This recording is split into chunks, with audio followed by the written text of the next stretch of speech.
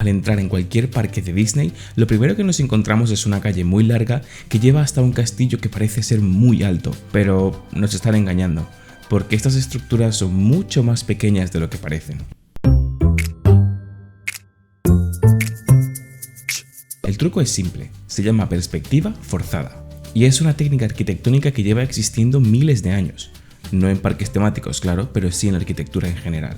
La perspectiva forzada consiste en modificar la percepción de un objeto a ojos del espectador, es decir, hacer que algo parezca ser más pequeño o más grande según el lugar donde se vea. ¿Pero cómo lo consiguen? Para encontrar la respuesta, primero vamos a ver unos ejemplos de perspectiva forzada a lo largo de la historia, porque fue realmente gracias a ellos que hoy se utiliza en los parques temáticos. Primero, el Partenón de Atenas. Estoy seguro de que casi todos habéis visto esta estructura ya sea en foto o en la vida real, pero casi todo el mundo la conoce.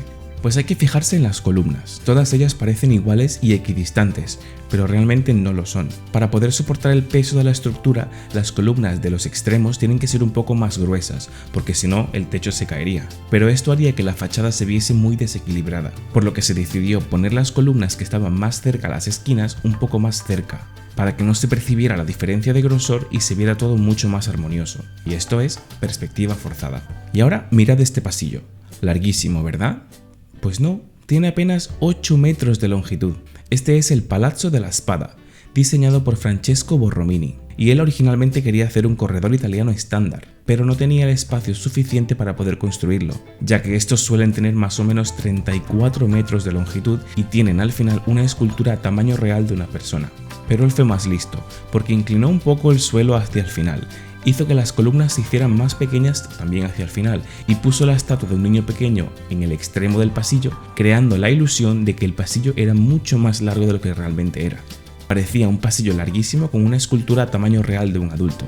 Y esto es perspectiva forzada. Pero claro, todo tiene sus limitaciones. Para que estas ilusiones ópticas funcionen tienen que ser vistas desde un punto específico y también sin elementos externos a la estructura, ya que esto arruinaría por completo la ilusión. Por ejemplo, la Torre de Pisa. Supongo que todos la conocéis y sabréis que todo el mundo se hace la típica foto sujetando la Torre de Pisa así, con su fuerza sobrehumana. Pues esta foto es perspectiva forzada. Lo que pasa es que solo se ve bien desde el punto de vista del fotógrafo. Porque si hacemos la misma foto 1 metro a la izquierda no se vería bien. Por ejemplo, mirad a toda esta gente bailando Thriller al lado de la Torre de Pisa. Entonces, resumiendo un poco las aplicaciones y funciones de esta técnica, podemos concluir que la perspectiva forzada es una ilusión óptica que hace que objetos aparezcan más lejos, más cerca, más pequeños o más grandes de lo que realmente son. El primer ejemplo de uso que os voy a dar es Main Street USA, o básicamente cualquier calle de entrada de un parque principal de Disney. Estas calles están diseñadas para que las personas se sientan totalmente inmersas, y en ellas tenemos 2 ejemplos de perspectiva forzada. El primero es la altura de los edificios. Si miramos desde la base del edificio hacia arriba, podemos sentir que el edificio en sí tiene 3 plantas, pero no es así, ya que analizando un poco las ventanas y elementos de decoración, podemos ver que a medida que subimos en altura, las cosas se van poniendo cada vez más pequeñas, dando así la ilusión de lejanía. De hecho, si nos fijamos un poco en la hipotética altura de cada planta de esos edificios, podríamos ver que un adulto normal no cabría en la segunda y tercera planta. Luego están los ángulos. Al acceder al parque se puede apreciar que Main Street es una calle muy larga que nos lleva hasta el castillo, pero a la hora de salir esta calle no parece ser tan larga como era cuando entramos. ¿Por qué? Aquí pasa algo similar a lo que os explicaba en el Palazzo della Spada. El ángulo en que los edificios están dispuestos es más grande cada vez que se acercan más a la entrada. Y esto aplicado a la calle entera da la sensación de que al entrar es una calle muy larga y al salir es una calle mediana. Esto se hizo de manera que los visitantes al entrar estuvieran emocionados por ver el parque y al salir cansados después de estar todo el día en el parque no se sintieran aún más cansados y con la obligación de andar una calle muy larga. Bien Disney. Ahora, en los parques de Universal también se aplica este método, y más evidentemente en las áreas dedicadas a Harry Potter. Todas las áreas de Harry Potter alrededor del mundo son bastante similares, tienen como icono principal el castillo de Hogwarts encima de una montaña, y este castillo visto desde abajo es honestamente impresionante.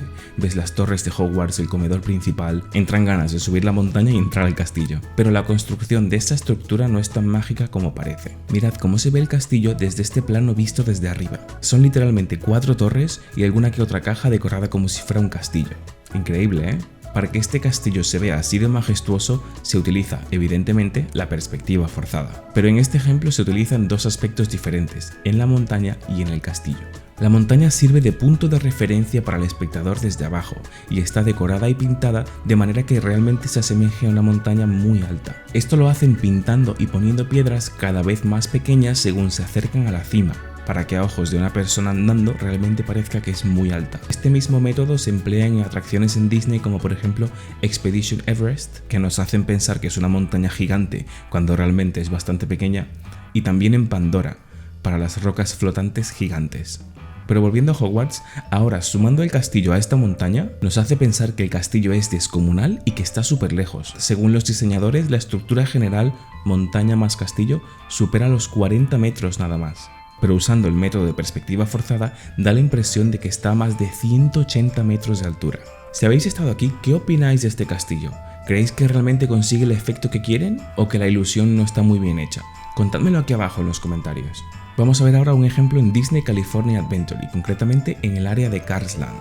Este área está basada íntegramente en las películas de Cars de Disney Pixar y tiene una tematización excelente. Una de las cosas en general que suele romper la ilusión estando dentro de un área es ver otras cosas que estén fuera de ella y se vean perfectamente desde dentro del área. En Cars Land, para evitar esto, se construyeron paredes muy altas que rodeaban todo el área de Radiator Springs, pero no eran paredes normales y corrientes o pintadas de azul. Estas paredes estaban diseñadas meticulosamente para asemejarse a grandes rocas del Gran Cañón. Se empleó la perspectiva forzada para hacerlas ver enormes y que las personas que visitaran el área sintieran la grandiosidad y majestuosidad de estas piedras. Usando la técnica de la perspectiva forzada y junto con pintura, se creó un área que es casi igual a la realidad. Vaya que si me ponen esta foto, yo no sabría diferenciar entre la vida real y un parque temático.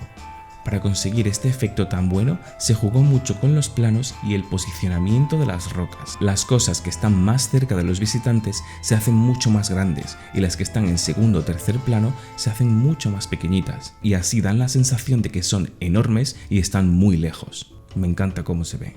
Y creo que es buen momento para contaros el por qué se utiliza este método.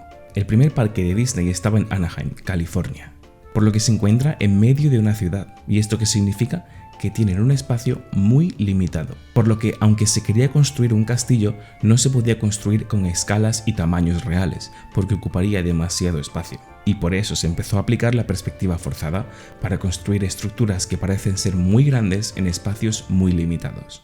Ahora vienen los ejemplos más famosos de uso de la perspectiva forzada, los castillos de Disney. Aunque los ingenieros de Disney no fueron los primeros en usar la perspectiva forzada en la historia, sí fueron los primeros en aplicarla a parques temáticos. Y fueron ellos quienes crearon estas icónicas estructuras para los parques. El primer castillo de Disney en California es notablemente más pequeño que el de Orlando, pero ambos cumplen su función perfectamente, aunque en el caso del castillo de Orlando, la ilusión es mucho más evidente que en el de California. Aquí pasa algo similar como lo de Hogwarts, pero en vez de tener una montaña, tenemos la primera planta del castillo. Esta planta sirve como referencia para nuestros ojos y a partir de ella se empieza a construir la ilusión de tamaño y altura. Si dividiéramos el castillo en 3 secciones, la escala iría de esta manera. La primera sección estaría a escala 1, o sea, a tamaño real. Después, la segunda sección iría a 5/8 del tamaño de la sección original, o sea, un poquito más pequeña. Y finalmente la tercera parte iría a la mitad del tamaño de la original, o sea, la mitad del tamaño. E incluso llegando a escalas más pequeñas en los puntos más altos. ¿Y esto qué significa? Pues por ejemplo, una ventana. Si una ventana mide 2 metros en la primera sección, en la segunda sección va a medir 1,25 metros y después en la tercera sección va a medir solo 1 metro, engañando a nuestros ojos para que pensemos que está más lejos y creando la ilusión de altura. Y esto se aplica a todos los elementos que componen al castillo: puertas, ventanas, balcones e incluso los ladrillos. Por ejemplo, estas ventanas cuadradas podemos usarlas de referencia, ya que están bastante presentes y se puede ver evidentemente el cambio de tamaño de la primera sección a la segunda.